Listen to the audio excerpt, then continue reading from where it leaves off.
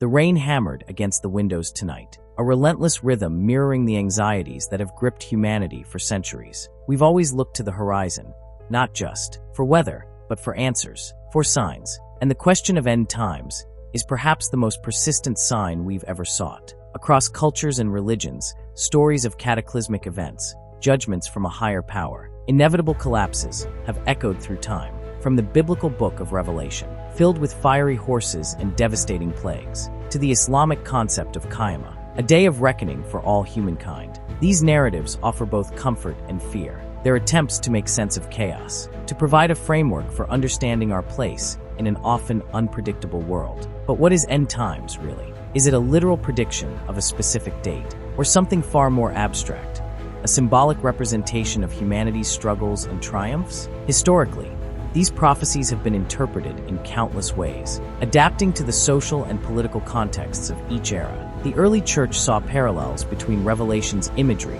and the persecution faced by Christians under Roman rule. Centuries later, during times of upheaval, plagues, wars, economic depressions, similar patterns emerged, with people seeking reassurance that these events were part of a larger divine plan. It's fascinating to observe how belief adapts to circumstance. Consider the Great Comet of 1811. Its appearance ignited widespread panic and apocalyptic predictions across Europe. Yet, the comet faded away without causing any significant catastrophe. This example demonstrates how easily anxieties can be projected onto external events. The concept of end times isn't solely rooted in religious texts. It reflects a deeper human need, a desire for meaning during times of uncertainty and vulnerability. We crave explanations when confronted with suffering, loss, or the sheer scale of existence. Ultimately, whether you approach this topic from a theological standpoint or a scientific perspective, it's undeniable that humanity has consistently sought to understand its own destiny. But understanding what we're seeking is equally crucial. Are we searching for a predetermined fate, or are we simply recognizing patterns and trends within the complex systems of our world? The Earth doesn't simply exist. It's a complex, interconnected system, undergoing constant change. Geologists have painstakingly documented millions of years of shifting continents, volcanic eruptions, and ice ages, a timescale vastly beyond human comprehension. These aren't just random events. They represent cyclical processes, shaped by forces far greater than ourselves. Consider the slow but relentless movement of tectonic plates, grinding against each other to create earthquakes and volcanoes, or the gradual melting of polar ice caps, contributing to rising sea levels, a consequence of our own actions, yet rooted in deep geological history. These indicators, shifts in the planet's very bones, offer a compelling alternative perspective on end times. Climate modeling, increasingly sophisticated, thanks to advancements in computing power, attempts to predict future climate scenarios. Based on current trends, the data paints a sobering picture. Rising global temperatures, altered weather patterns, and increasing frequency of extreme events. These aren't prophecies, they're projections, informed by scientific analysis, yet inherently uncertain. It's tempting to frame these trends as signs pointing towards some inevitable collapse, mirroring narratives of destruction found in religious texts. However, the scientific approach emphasizes probability rather than certainty. Models show a range of possible futures, each with varying degrees of severity. The future isn't predetermined.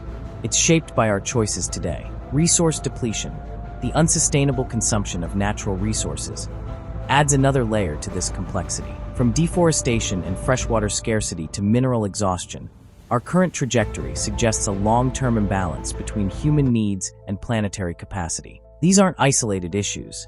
They're interconnected symptoms of a larger systemic problem. Yet, focusing solely on potential catastrophes can be paralyzing. It's important to acknowledge that humanity has repeatedly demonstrated resilience in the face of adversity throughout history. From surviving devastating plagues to rebuilding after catastrophic wars, our capacity for adaptation is remarkable. Perhaps the key isn't to interpret these events as definitive signs of an end times scenario, but rather to recognize them as opportunities, challenges demanding innovation, collaboration, and a fundamental shift in our relationship with the planet. The question then becomes, how can we actively shape a more sustainable future? The inherent difficulty in predicting the future isn't solely a matter of scientific limitations. It's deeply intertwined with human perception and interpretation. Religious texts, for instance, often employ symbolic language, metaphors and allegories designed to convey profound truths, rather than offer literal predictions. To take Revelation literally is to miss its core message. That transformation and hope reside within the struggle itself. Similarly, scientific models operate on probabilities, acknowledging inherent uncertainties. A projection of rising sea levels isn't a guarantee of coastal cities being submerged. It's an indication of a trend with potential consequences. Our understanding of complex systems, like climate or societal dynamics, is always incomplete. We can observe patterns and extrapolate from data, but predicting precise outcomes remains elusive. This doesn't invalidate the scientific process. However, it highlights the importance of humility, recognizing that our knowledge is constantly evolving and subject to revision. The very act of questioning assumptions and seeking alternative explanations fuels intellectual progress, yet dismissing all potential threats as mere speculation risks complacency. The consequences of inaction can be devastating, regardless of whether they're framed as divine judgment or scientific projections. It's crucial to differentiate between informed skepticism and outright denial. Consider the historical instances where warnings were ignored, the dangers of smoking, the impact of deforestation on biodiversity. These weren't predictions of end times. They were demonstrable consequences of human behavior, with significant ramifications. Ignoring these lessons repeats past mistakes. Perhaps a more productive approach involves shifting our focus from seeking definitive answers to cultivating adaptability and resilience, both individually and collectively, rather than fearing the unknown. We should embrace the challenge of navigating complexity and uncertainty. Ultimately, the concept of end times may serve less as a roadmap for predicting disaster and more as a catalyst for reflection, prompting us to examine our values, our actions, and our responsibility toward future generations. It's not about knowing when it will end. It's about determining how we want to live in the time remaining. The persistent human urge to create narratives around potential cataclysms isn't solely rooted in fear. It's often fueled by a desire for meaning and order. When faced with chaos and uncertainty, we instinctively seek patterns, even if those patterns are illusory, to make sense of our world. These stories provide comfort, offering a framework within which to understand suffering and loss. However, the very act of constructing these narratives can inadvertently reinforce cycles of anxiety. By fixating on potential disasters, we risk preemptively limiting our agency and stifling innovation. The focus shifts from how to build a better future to what might destroy it. Consider the enduring appeal of dystopian fiction. Stories that depict societies ravaged by environmental collapse or oppressive regimes. While these narratives can serve as cautionary tales, they often lack a genuine pathway toward positive change, fostering a sense of hopelessness rather than empowerment. Yet, within those very stories lies a crucial lesson. Recognizing potential pitfalls allows us to actively avoid them. The awareness of past mistakes, of societal collapses, and environmental degradation should spur us towards proactive solutions, not paralyzing dread. It's also essential to acknowledge the subjective nature of interpretation. What one person perceives as a sign of impending doom, another might see as an opportunity for growth or transformation. Different cultures, different belief systems, offer vastly divergent perspectives on the same events. The concept of end times isn't monolithic. It's a complex tapestry woven from religious prophecy, scientific observation, and human psychology. Recognizing this diversity is crucial to fostering constructive dialogue, rather than resorting to simplistic pronouncements or divisive rhetoric.